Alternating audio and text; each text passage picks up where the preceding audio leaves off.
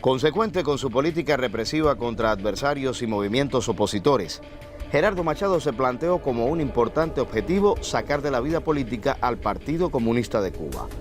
El Partido Comunista desempeñó un papel importante en la derrota de la dictadura de Gerardo Machado Morales. En los primeros años de la década de 1930, centró su política en la línea de clase contra clase, siguiendo la táctica y los principios de la Internacional Comunista, de la cual constituía una sección. El Partido Marxista-Leninista aspiraba a solucionar la aguda crisis neocolonial, estableciendo una república soviética de obreros, campesinos, soldados y marinos, bajo la hegemonía del proletariado. En ese contexto, impulsó la lucha de masas, la propaganda, la constitución de sindicatos, las huelgas, así como la movilización continua de los obreros y otras actividades contra el régimen. La acción de mayor envergadura fue la organización y dirección, junto con la CENOC y otras organizaciones afines, de la huelga general del 20 de marzo de 1930. En 1932, concebido, organizado y dirigido por el partido, se creó el Sindicato Nacional de Obreros de la Industria Azucarera, que reafirmó el apoyo del proletariado azucarero a las reivindicaciones de los sectores más explotados del campesinado y su decisión de luchar contra la dictadura, derrotada finalmente tras la exitosa huelga del 12 de agosto de 1933. Así, los conceptos unitarios de Mella y Villena matizaron el enrolamiento de los comunistas en la lucha política antimachadista. Pero el derrocamiento de esta dictadura no propició el triunfo de la revolución. En abril de 1934, el Partido Comunista celebró en la clandestinidad su segundo congreso, que mantuvo la consigna por el poder soviético de obreros, campesinos, soldados y marinos, y por la revolución agraria y antiimperialista. Si bien el antiimperialismo y el agrarismo podrían convertirse en plataforma de unidad entre otras fuerzas políticas, la declaración de crear soviets no se correspondía con la realidad cubana. En el cónclave fue electo el comunista manzanillero Blas Roca Calderío como su secretario general, cargo que ocupó hasta 1961. El Partido Comunista mantuvo un fuerte activismo orientador y de organización del movimiento sindical tras la derrota del dictador Gerardo Machado. Junto al partido se desarrolló y fortalecieron la Liga Juvenil Comunista y la sección cubana de Defensa Obrera Internacional. En 1935, aunque el liderazgo del partido consideró que no existían condiciones para organizar una huelga y derrocar al gobierno de Mendieta, decidió apoyar la convocatoria que hiciera el Comité de Huelga Universitario a la huelga general del mes de marzo. Tras su fracaso, se desató una violenta represión del ejército y la policía bajo las órdenes de Fulgencio Batista. Al año siguiente estalló la Guerra Civil Española, prolongada hasta 1939. El Partido Comunista, junto con otras organizaciones, se dieron a la tarea de reclutar y trasladar voluntarios que engrosarían las brigadas internacionales a favor de la Segunda República Española, al tiempo que apoyó decididamente a los exiliados españoles.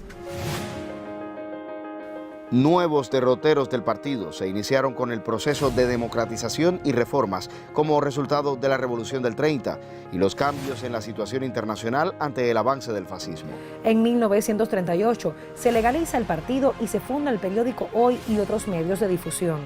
Al año siguiente se crea la Central de Trabajadores de Cuba, a la vez que como resultado del proceso de integración del Partido Comunista con Unión Revolucionaria, queda constituido el Partido Unión Revolucionaria Comunista, que participa en la Asamblea Constituyente del 40. Con su integración a la coalición socialista democrática amplió su base e influencia social. En esos años se desplegó una fuerte actividad internacionalista y solidaria con México, España, la Unión Soviética y el resto de los frentes de guerra contra el fascismo, hasta su aplastamiento en 1945. En las condiciones de posguerra, ahora con el nombre de Partido Socialista Popular, a fin de adecuar la organización a la práctica y los conceptos organizativos demandados por la nueva etapa que se avecinaba, sin cambiar principios y objetivo estratégico, la nueva táctica estaba orientada a respaldar las exigencias que, emanadas de cualquier fracción o figura política, favorecieran a las masas y el avance de la democracia. a concertar alianzas con fuerzas cuyos programas reflejaran los intereses populares, sin comprometer su condición de partido de la clase obrera.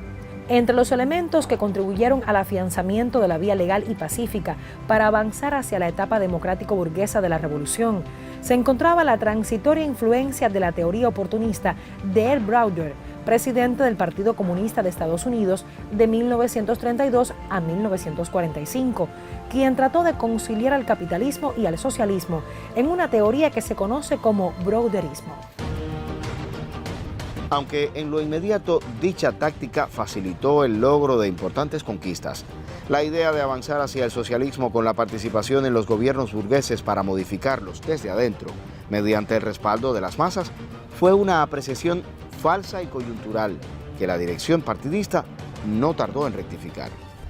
Cuando Ramón Grau San Martín, por el Partido Auténtico, asumió la presidencia de la República, el Partido Socialista Popular declaró que respaldaría todo aquello que contribuyera a la unidad nacional y al progreso del país, pero que su táctica estaría determinada por la actitud del presidente con respecto a la CTC y al movimiento sindical. Con el inicio de la Guerra Fría, las condiciones se modificaron. En ese contexto se producen el asalto por el gobierno a la CTC, la destitución de Lázaro Peña y el resto de los líderes obreros comunistas, así como encarcelamientos y asesinatos. En respuesta, el PSP abandonó el bloque parlamentario de apoyo al gobierno de Grau en la Cámara y el Senado y se declaró independiente. El partido regresaría a la lucha por el restablecimiento de la unidad mediante la creación de los comités de defensa de las demandas obreras y la democratización de la CTC, sobre la que se había impuesto el control de los auténticos con Eusebio Mujal.